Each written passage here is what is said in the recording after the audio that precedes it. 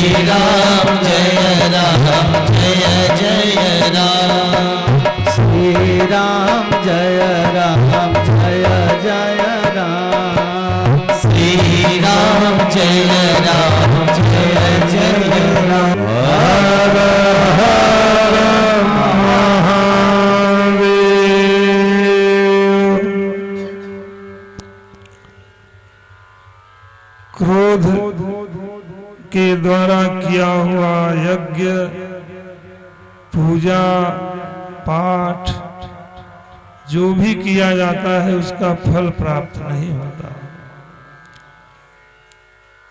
क्रोधनो न यजति, क्रोध पूर्वक कोई यज्ञ आदि पूजा पाठ नहीं करना चाहिए। धैर्य धारण करके ईश्वर के मार्ग में, सत्य के मार्ग में बहुत कठिनाइयां भी आती हैं, समाज का झकझोर भी आता है। सबको सहते हुए सत्य मार्ग को, सत्य कार्य को सत्य निष्ठा के द्वारा आप लगे रहो, डटे रहो, ईश्वर उसे पूरा कराता है, करता है। किसी मनुष्य में क्या सामर्थ्य, वो कुछ नहीं कर सकता। क्रोध जो है पाप का मूल है, इसलिए क्रोध नहीं करना चाहिए। विवेकवान प्राणी को एक क्षण भी क्रोध आवे तो पहले अपने आप को ही सजा दे, सबसे बड़ा उपाय है। क्रोध नहीं करना चाहिए। चलिए, भगवान भोलेनाथ की कल हम लोगों ने कथा कुबेर बाबा विश्वनाथ धाम की नगरी आनंदवन विश्वेश्वर भगवान के भ्रमण स्थान को आनंदवन कहते हैं। काशी का मुख्य असली नाम, शुद्ध नाम, परम पवित्र नाम आनंदवन। जहाँ भोलेनाथ यहाँ भी टहले होंगे, जब उन्हीं का क्षेत्र है। तो आप सब बड़े भाग्यशाली हो कि काशी क्षेत्र में जन्म हुआ है। कई जन्मों के भाग्यशाली हो। आज तो आपका सौभाग्य प्रकट हुआ है, जो महादेव स्वामी जी की कृपा से आप सबको मिला। इसे इसका आनंद लें, लाभ लें। ब्रह्मा जी नारद जी को बता रहे हैं सारी स्थिति ऐसे ऐसे है। नारद जी को जब कल कथा सुने थे आप लोगों ने कि नारद जी का क्या हाल हुआ, तो विष्णु भगवान ने उनको कहा चले जाओ ब्रह्मा जी के पास। तो वही गए हैं, वहां एक एक से प्रश्न पूछ रहे हैं। तो नारद जी को ही बताते समय अपने भी जन्म की उत्पत्ति बताया कि हम उस सांब सदाशिव राजा राजेश्वर राजा राजेश्वरी श्री विद्या की अधिष्ठात्री देवी महामाया महापुरुष परम गुरु सतगुरु सब कुछ हमारे इस सृष्टि के प्रवर्तक सब भगवान भोलेनाथ की कृपा से ही संसार शिव तत्व से चल रहा है। उन्हीं को हम ईश्वर कहते हैं, उन्हीं को हम भगवान कहते हैं, उन्हीं को परमात्मा कहते हैं। उन्हीं को अपने अपने भाषा में कोई गॉड कहता है, कोई अल्लाह कहता है। सब उन्हीं को मानते हैं। आज उनके चरित्र पावन कथा को सुनने में रसिक, कथा से आनंद विभोर होते हुए नारद मुनि अपने पिता ब्रह्मा जी से अनेकानेक प्रश्न कर रहे हैं।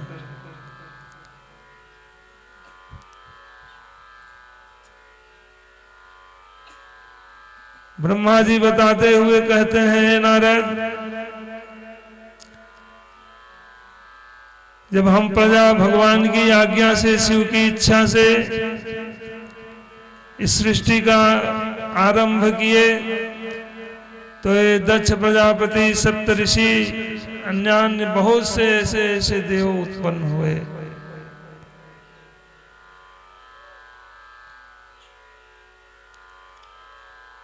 और उसी समय एक दिव्य प्रकाशमान पुरुष हमारे शरीर से उत्पन्न हुआ। उसके उत्पन्न होते ही और उसके धनुष फूलों के धनुष थे, फूलों के बाण थे। उस पुरुष के आते ही चारों तरफ आनंद, मधुर सुगंधित पवन बहने लगे। सब आनंदित हुए। ब्रह्मा जी के शरीर से उत्पन्न होने के नाते ब्रह्मा जी ने उससे कहा, बेटा तुम्हारे जन्म लेने से सब आनंद विभोर है, तुम्हारा नाम मदन है। और इस संसार में हम सृष्टि बढ़ाने के लिए, सृष्टि संसार को रचने के लिए सहयोग करो। सभी प्राणियों के मन पे तुम्हारा अधिकार होगा। अधिकार दे दिए ब्रह्मा जी कामदेव को। उस समय दक्ष प्रजापति, ब्रह्मा जी की जितनी संतान है, सभी ऋषि मुनि सब वहां उपस्थित हैं।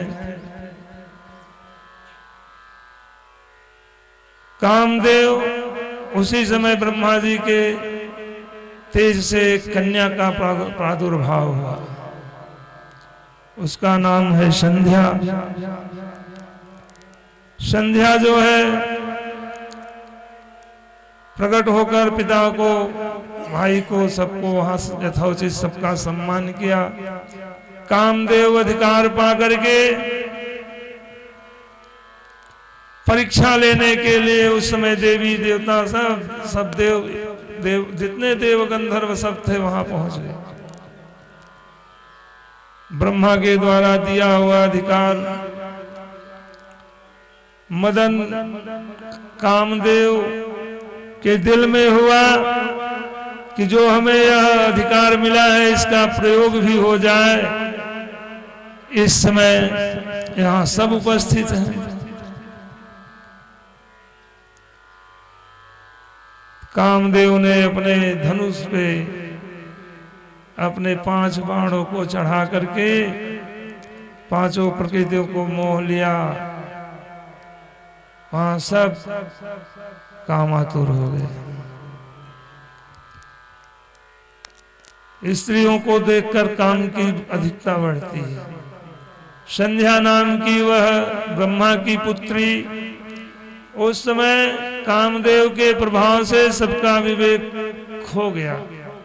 सब पशु तुल्य हो गए। जब विवेक मर जाता है उसी समय प्राणी, जीव, मानव जो भी हो उसकी मृत्यु हो जाती है, पशु हो जाते हैं। मानव कहने का अधिकारी नहीं रह जाता। जितने थे वहां सब ऋषि मुनि, दक्ष प्रजापति संध्या को कुदृष्टि से देखने लगे। काम के वेग प्रभाव से वहां अनर्थ हो गया। अब क्या हो? शंकर भगवान वहां, देवता उनके गण लोग भी थे वहां। उन लोगों ने प्रार्थना किया, भोलेनाथ वहां प्रकट हुए। उनके आते ही काम का असर भाव खत्म हो गया। सब यथोचित स्थिति पे आ गए। शंकर भगवान ब्रह्मा जी को बहुत डांटे, कहे प्रभु इसमें दोष नहीं हमारा या किसी का, आपने कृपा किया, सब धर्म सबका बचाया। ये जो भावनाएं दूषित हुई इसका परिणाम सबको श्राप मिला, सबको दंड मिला।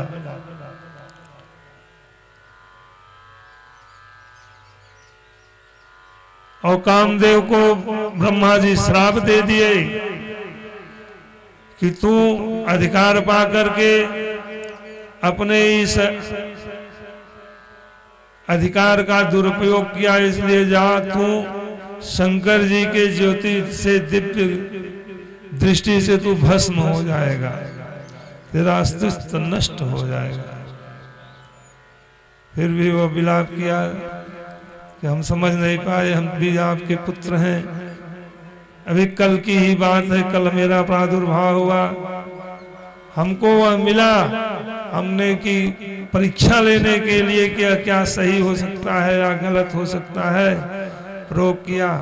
संध्या भी तपस्या करने चली गई, वहां बहुत दिनों तक तपस्या किया। ब्रह्मा जी को उसकी चिंता रहती थी, पुत्री थी, अपने बड़े पश्चाताप किए, प्रायश्चित किए। शंकर जी बहुत उनको डांटे। शंकर जी का भी विवाह नहीं हुआ है, कोई उनका विवाह हो, इसलिए शंकर जी का विवाह हो, हमको ऐसा ऐसा कहे, ठीक है, हमारी कुबुद्धि हुई, प्रायश्चित किए, लेकिन शंकर जी भोलेनाथ का विवाह हो जाए, उसके लिए उन्होंने उन्हीं की शक्ति, आद्या शक्ति, पराशक्ति, जगत जननी जगदम्बा का तपस्या किया। वो सती रूप में दक्ष प्रजापति के यहाँ जन्म लिया।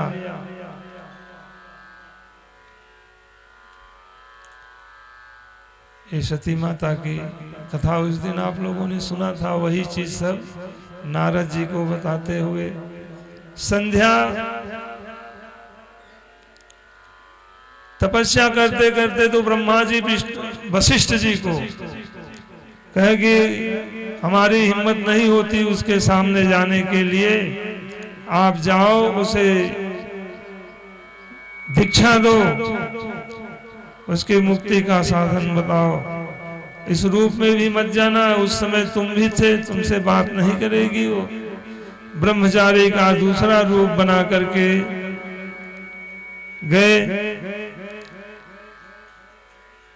संध्या से कहा, आप जो प्रायश्चित करने के लिए तप कर रही हैं, इन भावना से आपके सारे पाप धुल चुके हैं, आप निर्मल मन हो चुकी हो, आपकी आत्मा परम पवित्र हो चुकी है। हमको आप तो वही दीक्षा ली उन्हीं को से, और देवी की आराधना करने लग गई। शीघ्र ही आद्या शक्ति जगत जननी जगदम्बा प्रकट होकर दर्शन दिया।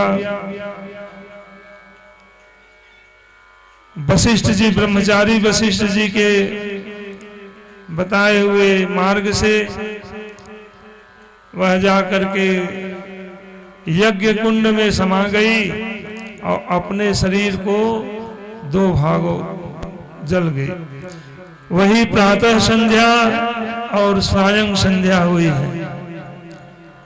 सूर्योदय के समय ऊपर वाला भाग सूर्योदय संध्या, जो अपने आत्म कल्याण के लिए, इस सकल विश्व के कल्याण के लिए जो परम पवित्र उत्तम समय और मुहूर्त जिसे कह सकते हैं, मुहूर्तों का भी मुहूर्त ब्राह्मण मुहूर्त। ब्राह्मण मुहूर्त में सूर्योदय के बाद सोने का फल होता है कि आपके सब पुण्य क्षीण हो जाते हैं।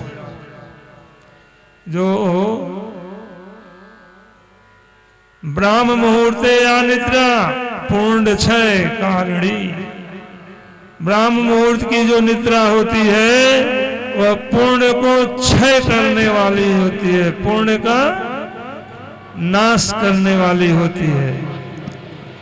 इतनी तो परिश्रम से, मेहनत से कभी कभी तो कुछ पुण्य होता है कि नहीं? कुछ, और वो क्षय हो जाए हमारे कारण,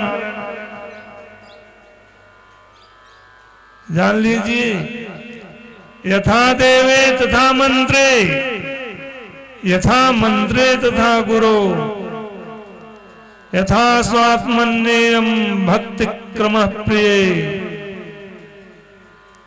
जो देव हैं वही मंत्र है, जो मंत्र है वही गुरु है, जो गुरु है वही आपकी आत्मा है। इस प्रकार क्रम से इन भावनाओं में ओतप्रोत होकर के आप अपने इष्ट को ध्येय बनाकर उनके नाम का सुमिरन करिए। आपका कल्याण होगा, उद्धार होगा।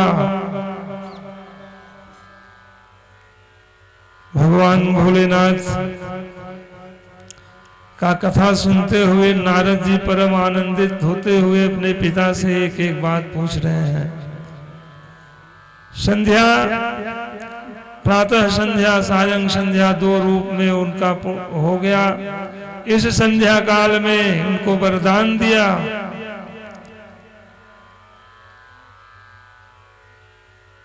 कि जो प्रातः काल संध्या समय संध्या वंदन, पूजा पाठ, अन्य कार्यों से अपने बुद्धि को, अपने चित्त को, अपने मनोवेग को रोककर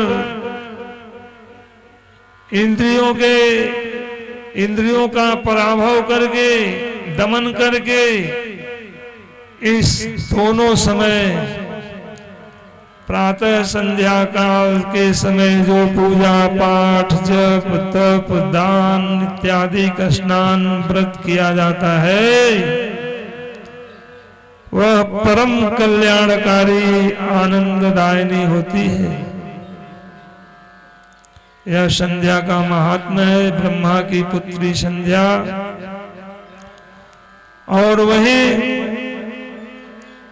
जो ऋषि तपस्या कर रहे थे, उन्हीं के यहाँ पुत्री रूप में जन्म लिया। और वशिष्ठ जी ने कहा था कि आप जिससे विवाह करना चाहोगी, अंत समय उसी चिता में उसी का ध्यान करके तुम अपना शरीर छोड़ देना। उसी में तो वही जाकर संध्या उस ऋषि की पुत्री हुई और फिर उनका नाम अरुंधति पड़ा। और वशिष्ठ जी, ब्रह्मचारी वशिष्ठ को ध्यान करके उन्होंने अपना शरीर छोड़ा था। वही अरुंधति सती साध्वी दूसरे जन्म में अरुंधति वशिष्ठ की पत्नी हुई। इसी प्रकार ब्रह्मा जी के द्वारा नारद जी को